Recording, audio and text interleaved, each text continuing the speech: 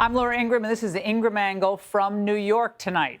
In just 8 hours, the first polls of the 2022 midterms open, and candidates are not leaving anything on the field. Who's ready to take this state back? Who's ready to save this country? This is the greatest country in the world today, and it's time. It is time for us to stand up for America. If we're all in, we win. All in? We win. All in? We win. All in? We win. And are we ready tomorrow to take back this country? Are you ready to take this state back? Who's ready to send Mark Kelly back to space tomorrow?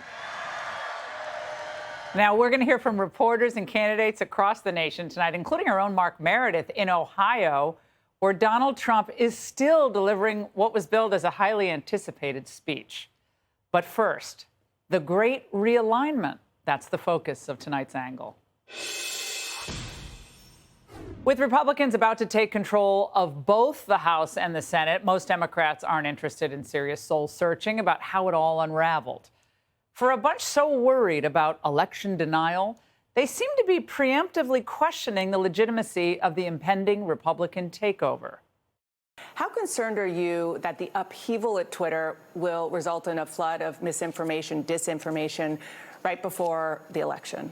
And it actually goes beyond Twitter. Today, there are reports that, in fact, Russian bots, news reports, have come back, outside interference coming back.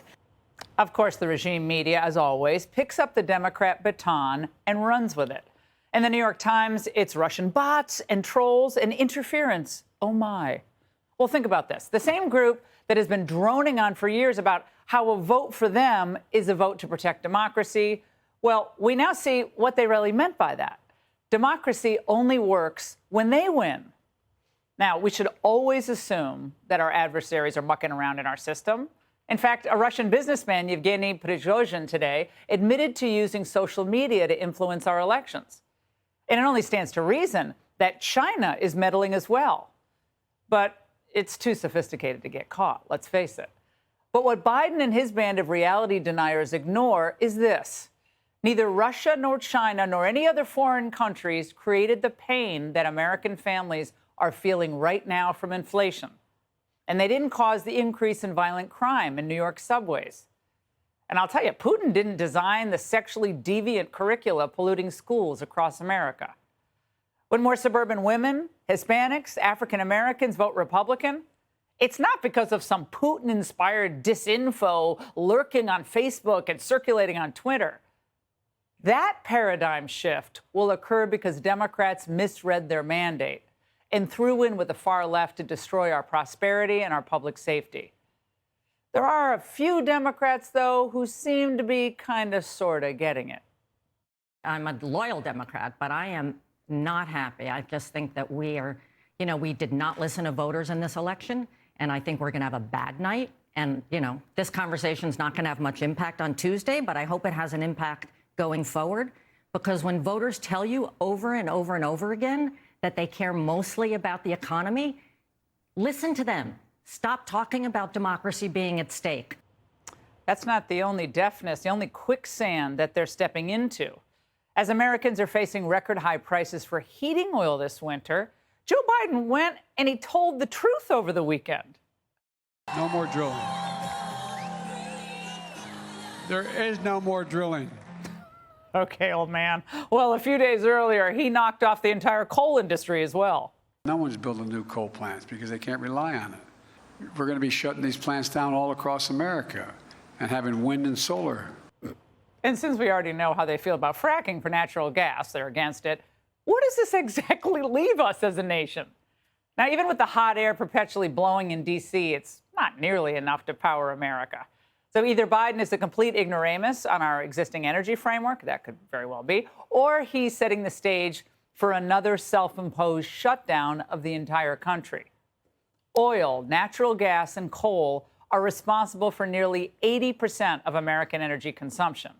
So without that, life as we know it in the United States will come to a screeching halt. Folks, this is their closing message. And the so-called master communicator, Barack Obama, he didn't do much better. Before he headed out on the trail for the Democrats, he must have had, I don't know, a Spotify create some kind of playlist based on John Lennon's song Imagine. Imagine if we had been able to fix our broken immigration system back in 2011. Imagine if we'd been able to pass meaningful gun safety legislation. Imagine if we'd been able to reduce our emissions. If we had kept the Senate in 2014, we'd have a very different Supreme Court making decisions about our most basic rights. Imagine if Martha's Vineyard wanted to keep all those migrants, all 50 of them. Okay, imagine that. All right, imagine if you had a Democrat Party that wasn't so out of step with our middle class, out of step with Hispanics, and out of step with independent voters. Let's imagine that. Now, it's really been something to behold. The party that tanked our GDP in less than 2 years, the party that got us into a pointless proxy war with Russia, the party that got played by the Saudis on oil production, is now claiming to be the champions for the middle class? The middle class gets stiffed. The poor get poorer under their policy. You saw what happened last time under my predecessor. The economy was in ruins. He lost manufacturing jobs and hundreds of small businesses here in the state and 100,000 nationwide. The elocution notwithstanding, liar, liar, pants on fire. Now, under Trump, we had the strongest gains in real median income in over 2 decades. And before the pandemic destroyed everyone's economies, America had the highest GDP growth in the G7. Now we're 6th.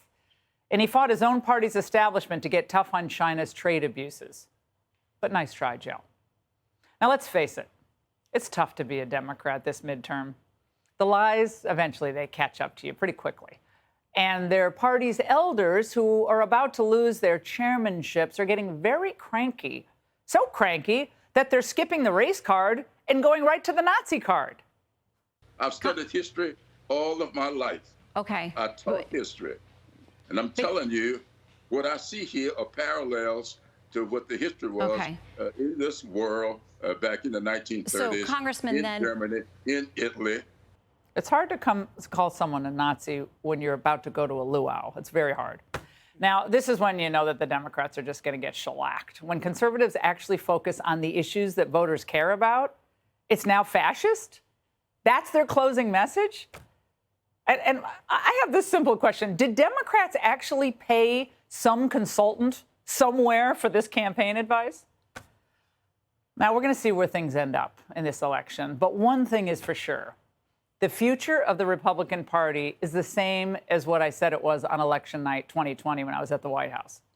The same coalition we saw in Florida back in 2020, a rising populist coalition that takes the solid Republican base and adds more working people, more Hispanic voters, more suburban women, and more people on the coast who are tired of crime and economic chaos. That is getting a lot stronger. Now, for 12 years, ever since the rise of the Tea Party, this coalition has been gaining strength. First, we stopped Obama. Then we defeated Hillary. Then we helped Donald Trump reach the White House. We held together through COVID, through lies, through attacks from the big business community, from the regime media, and now we're competitive all across the country. I hope and I believe that tomorrow will be a great night for the Republicans and the Republic. But we're not finished yet. Americans are ready for peace and prosperity. They're ready for a Congress and a president that works hard and tells them the truth. And that's the angle. Hey, Sean Hannity here. Hey, click here to subscribe to Fox News YouTube page and catch our hottest interviews and most compelling analysis. You will not get it anywhere else.